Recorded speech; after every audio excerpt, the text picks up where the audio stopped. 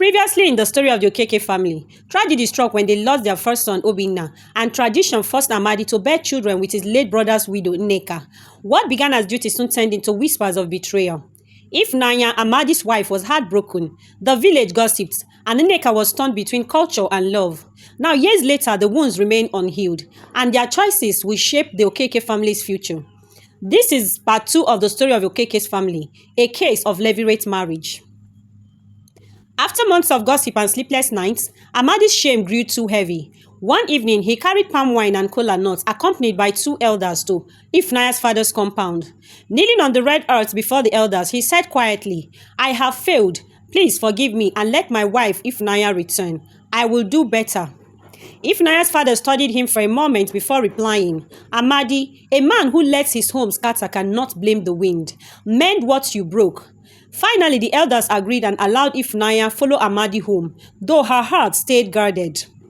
Back at the Okeke's compound, Amadi tried to fix his marriage. He kept his distance from Nneka, speaking to her only when necessary. Nneka clung to her 5-year-old son Obinna and stayed quiet, enduring Ifunanya's coldness. For almost 5 years, she bore the indifference, shared chores, silent meal, and the whispers of villagers, until the loneliness became too much for her to bear. One morning, Nneka stood before the elders under the Iroko tree. "Fathers of Okpoko," she said, her voice steady but tired. "I cannot continue like this. I wish to return to my parents." The elders murmured among themselves before Pa Anene replied, "You may go, Nneka, but Obinna must remain in his father's compound. He is his father's bloodline." That evening, she went to Ifunanya and knelt. Tears filled her eyes as she whispered, "Please, Ifunanya, take care of Obinna. He is all I have." Ifunanya nodded without much expression, and at dawn, Nneka kissed Obinna's forehead, tightened her wrapper, and walked away without looking back. In Amaodara village, Nneka sought for work and became an apprentice under Madam Stainless, a well-known trader. She worked hard carrying goods to the market and learning every detail of the trade. Years passed, and after completing her apprenticeship, she met Chief Ubaka, a wealthy widower with kind eyes. He admired her strength and humility. Over time, he declared his love, and after prayers and family counsel, Nneka agreed to marry Chief Ubaka. Chief Ubaka opened and stocked a big shop for Nneka, ensuring she would never struggle again. His children quickly adored Nneka, calling her Mama and treating her as family.